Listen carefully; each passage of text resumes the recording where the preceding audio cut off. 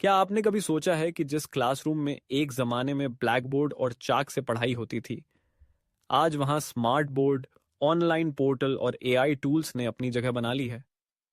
भारत के कॉलेजों में अब सिर्फ लेक्चर नहीं, लाइव स्ट्रीमिंग होती है।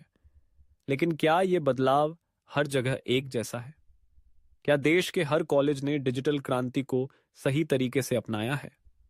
आइए जानते हैं कि भारतीय कॉलेज कैसे इस डिजिटल क्रांति के साथ कदम से कदम मिलाकर चलने की कोशिश कर रहे हैं। कोविड-19 महामारी इस बदलाव का टर्निंग पॉइंट बनी।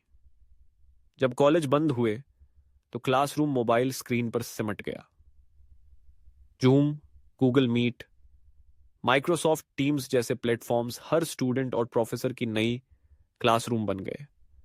भारत के लिए यह तकनीकी बदलाव एक मजबूरी से शुरू हुआ, लेकिन धीरे धीरे उसने शिक्षा के पूरे ढांचे को बदल दिया। अब देश भर के कॉलेजों में एलएमएस, लर्निंग मैनेजमेंट सिस्टम जैसे मूडल, ब्लैक बोर्ड और गूगल क्लासरूम का इस्तेमाल होने लगा है। स्टूडेंट्स अब ऑनलाइन असाइनमेंट सबमिट करते हैं, वर्चुअल प्रेजेंटेशन देते हैं और डिजिटल सर्टिफिकेट्स पाते हैं। इसने पढ़ाई को ज्यादा लचीला, सुलभ और समय के हिसाब से आसान बना दिया है। ऑनलाइन कोर्सेज और स्किलिंग प्लेटफॉर्म्स ने कॉलेज की पढ़ाई को एक नई दिशा दी है।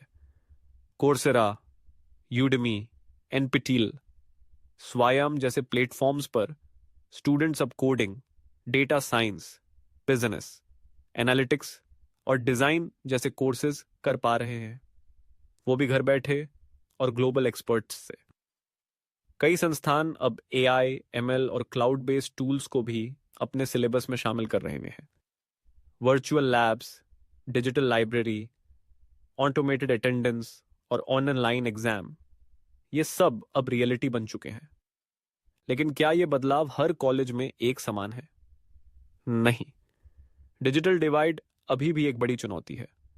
शहरों के बड़े प्राइवेट कॉलेजों के पास टेक्नोलॉजी, फंड और स्टाफ की कोई कमी नहीं है, लेकिन छोटे शहरों और ग्रामीण इलाकों के सरकारी कॉलेजों में अभी भी नेटवर्क की समस्या, अपर्याप्त डिवाइसेस और डिजिटल स्किल की कमी है। कई स्टूडेंट्स के पास स्मार्टफोन या लैपटॉप ही नहीं है और कई प्रोफेसर्स अब भी डिजिटल टूल्स के साथ सहज नहीं हैं। भाषा की समस्या भी सामने आती है। अधिकतर डिजिटल कंटेंट अंग्रेजी में होता है, जिससे हिंदी और अन्य क्षेत्रीय भाषाओं में पढ़ने वाले छात्र असहज महसूस करते हैं। अब बात करें डिजिटल एग्जाम्स और मूल्यांकन की। ऑनलाइन एग्जाम्स में चीटिंग रोकना, निष्पक्ष मूल्यांकन करना और इंटरनेट निर्भरता जैसी समस्याएं सामने आईं। कई जगहों पर स्टूडेंट्स ने तकनीकी कारणों से पेपर मिस किया, तो कहीं ऑनलाइन प्रॉक्टोरिंग ने प्राइवेसी पर सवाल खड़े किए। हालांकि अब हाइब्रिड एजुकेशन मॉडल यानी ऑनलाइन और ऑफलाइन का मिश्रण अधिक लोकप्रिय हो रहा है।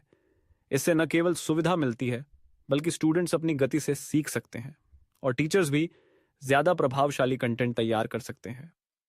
सरकार भी नेशनल एजुकेशनल पॉलिसी एनईपी 2020 के जरिए डिजिटल लर्निंग को बढ़ावा दे रही है। Virtual labs, online scholarship portals, digital university जैसे कॉन्सेप्ट्स अब धीरे धीरे हकीकत बन रहे हैं। तो क्या भारत के कॉलेज इस डिजिटल क्रांति के लिए तैयार हैं? कुछ हद तक हाँ, लेकिन पूरी तरह नहीं। जब तक हर स्टूडेंट के पास समान संसाधन, हर शिक्षक के पास डिजिटल ट्रेनिंग और हर कॉलेज के पास टेक इंफ्रास्ट्रक्चर नहीं होगा, तब तक यह क्रांति अधूरी रहेगी।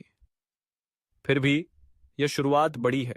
भारतीय उच्च शिक्षा प्रणाली अब केवल किताबों और क्लासरूम की कैद में नहीं, बल्कि स्क्रीन, डेटा और चरित्र क्लाउड के साथ उड़ान भर रही है।